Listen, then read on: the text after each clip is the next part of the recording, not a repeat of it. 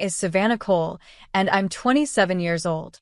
And if you think weddings are about love, family, and forever, wait until you see what mine became. Because while I walked down the aisle in a white dress, my entire family was laughing on a yacht in Maui, pretending I didn't exist. The betrayal didn't arrive with whispers or excuses. It came in a single text from my mother the night before. "We won't make it. Don't take it personally." No explanation. No apology. Just absence, packaged as indifference. But the knife twisted deeper hours later when my aunt posted the photo. Everyone smiling in paradise. The caption burned into my eyes. Peace. Family. No distractions. I stared at it in my bridal suite, veil trembling in my hands, heart numbed by the cruelty of it. Was I really the distraction? The stain they erased so they could have their picture-perfect trip? And as I stood there, guests bustling around me, waiting for a bride who suddenly felt orphaned in a room full of roses and violins, a question sliced through my chest. What happens when the people you call family celebrate everything except you? I didn't cry. I didn't scream. My silence was sharper than any words could be. That night, while my husband slept peacefully beside me, I opened the financial folder I had guarded for years. Inside was the emergency fund, money my father had trusted me to manage for the family's future crises. They thought I was their bookkeeper, their invisible safety net. But they forgot, my pain was the crisis. At 2:37 a.m., I froze every account, locked every transfer, sealed every card with a code only I knew. The fund wasn't gone, but it was no longer theirs to bleed. And with each click, I felt the ache in my chest cool into something harder. Steel. Because I wasn't going to beg for love anymore. I was going to make them remember the daughter they left behind. 7 days later, I got my wish. A pounding shook my front door at dawn. My father's voice thundered from the porch, raw with panic and rage. And without blinking, I opened the door, met his furious eyes, and announced the words that would turn their perfect little world upside down. Dad's fist rattled the doorframe as he bellowed, "Savannah, what the hell did you do?" Behind him, Mom stood with her arms crossed, sunglasses hiding her eyes like this was another Maui vacation, not the collapse of her empire. My brother Logan leaned against the car, smirking as if it was all just another one of my dramatic episodes. I didn't flinch. I leaned against the doorway, coffee in hand, my wedding ring glinting in the early light. "I did what you always told me to do," I said calmly. "Protect the family." Dad's face went crimson. "You froze the emergency fund.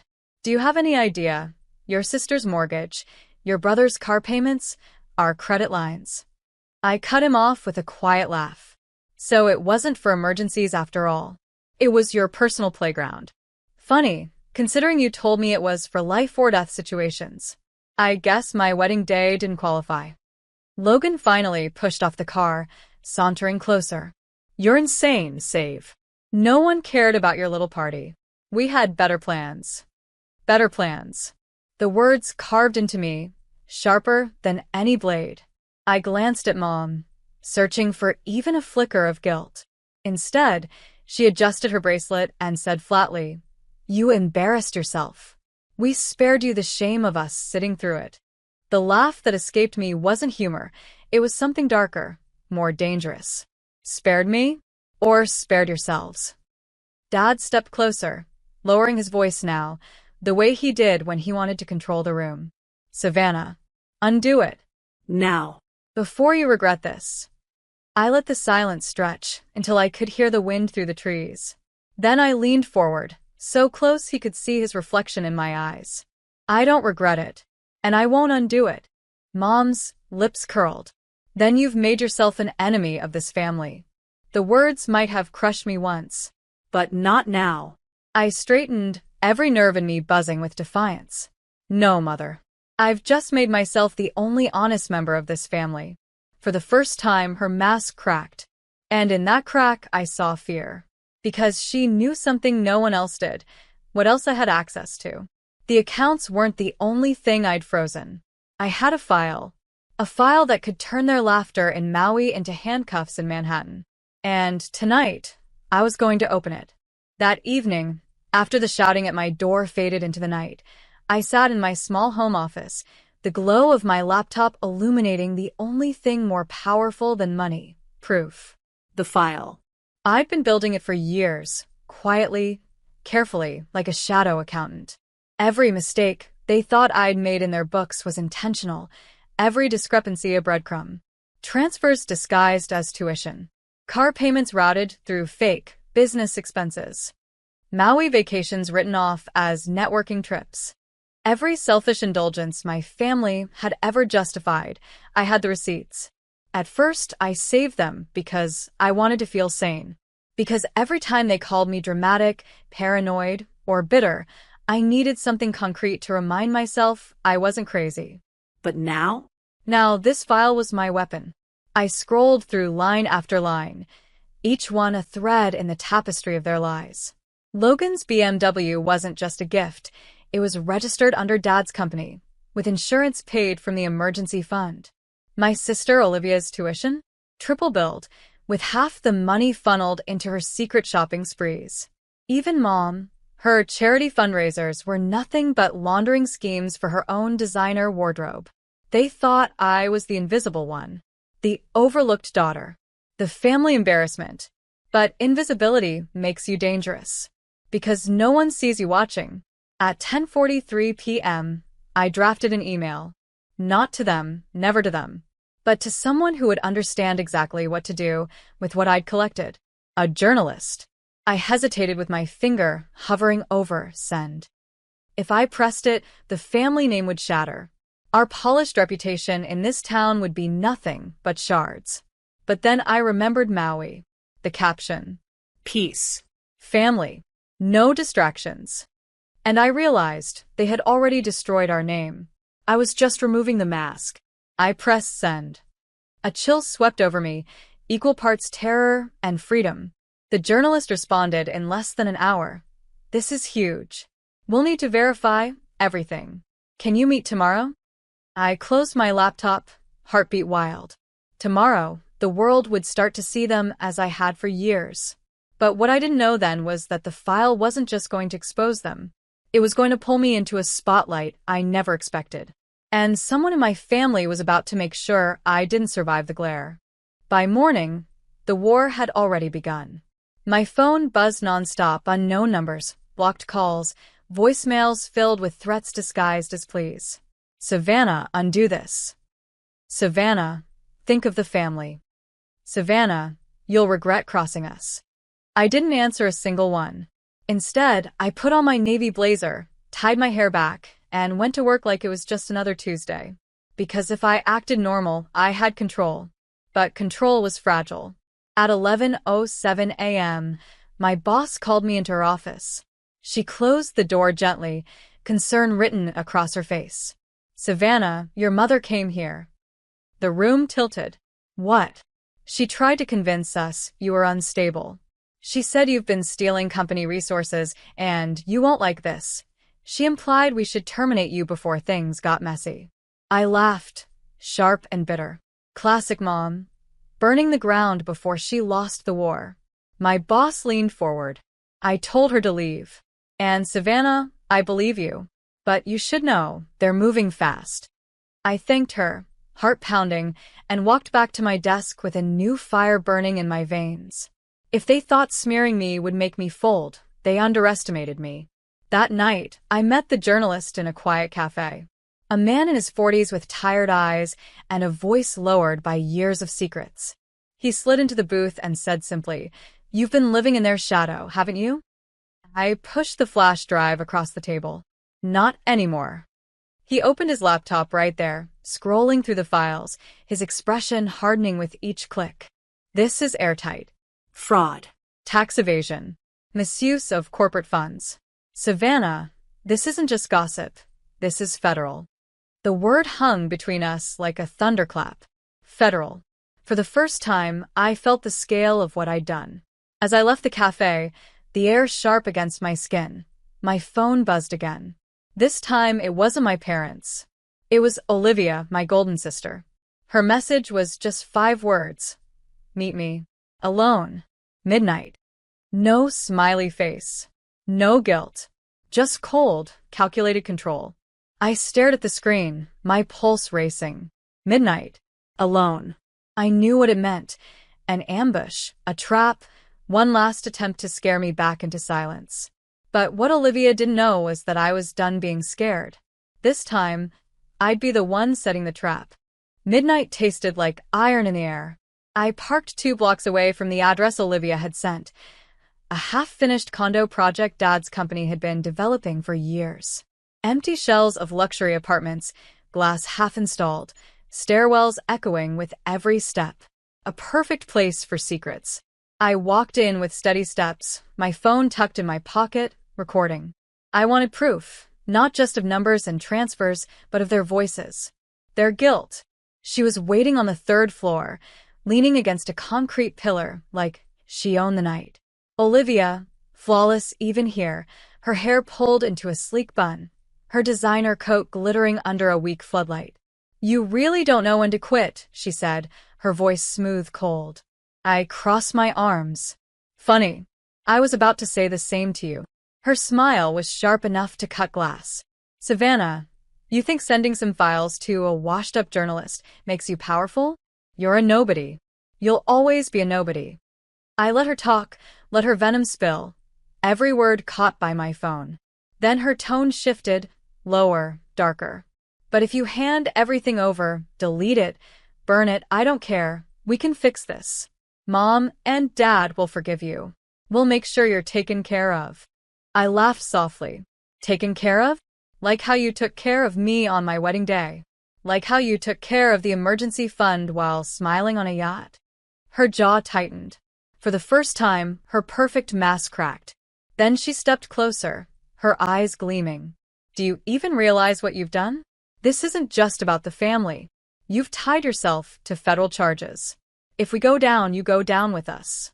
Do you think they'll believe you, Savannah? The forgotten daughter with a grocery store job and no one to vouch for her." I stayed still, my heartbeat steady. "They'll believe the evidence." Her eyes narrowed. "Then maybe we should make sure there's no Savannah to testify." The words hung heavy, dangerous. Behind her, a shadow moved, just for a second. I froze. We weren't alone. Someone else was here. Olivia smirked like she knew it, like she wanted me to notice. I didn't show fear. I stepped back toward the stairwell, voice firm. "Careful, Olivia. Threats echo in places like this. And echoes carry farther than you think." Her smile faltered, because she didn't realize I'd already sent the recording live to the journalist. And the person hiding in the shadows? They weren't here for me. They were here for her. The shadow moved again, slow, deliberate. Olivia's voice wavered for the first time. "Who's there?" From behind the unfinished pillar stepped a man in a charcoal suit, his presence calm but commanding. His shoes didn't crunch on the dust. His voice didn't tremble. He was made of steel. "Olivia Brooks," he said evenly.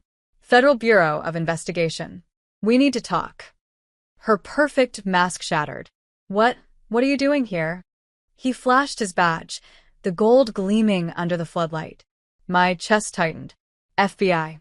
Not rumor. Not bluff. Real." And then his gaze shifted to me. "Ms. Savannah Brooks, you did the right thing." My throat went dry. I hadn't expected them to move this fast. I hadn't expected them here. Olivia recovered quickly, her voice dripping with ice. "Do you know who my father is? Do you have any idea what you're walking into? We own half this city." The agent didn't blink. Not anymore. I should have felt triumph, but my stomach nodded. Because if the FBI was here, then things had already spiraled far beyond my control. The agent turned to me. "Ms. Brooks, you need to come with me. Right now." Olivia laughed, a sharp, broken sound. "Of course. Drag her along, too. Make her believe she's the hero, when really she's just the pawn." Her words cut, but I didn't flinch. The agent leaned closer to me, lowering his voice. "Your family's been under investigation for months. Your files confirm everything. But there's more: money trails, offshore accounts. We need you safe before they realize how deep you've gone." A chill ran down my spine. Safe. The word didn't feel like a promise. It felt like a warning.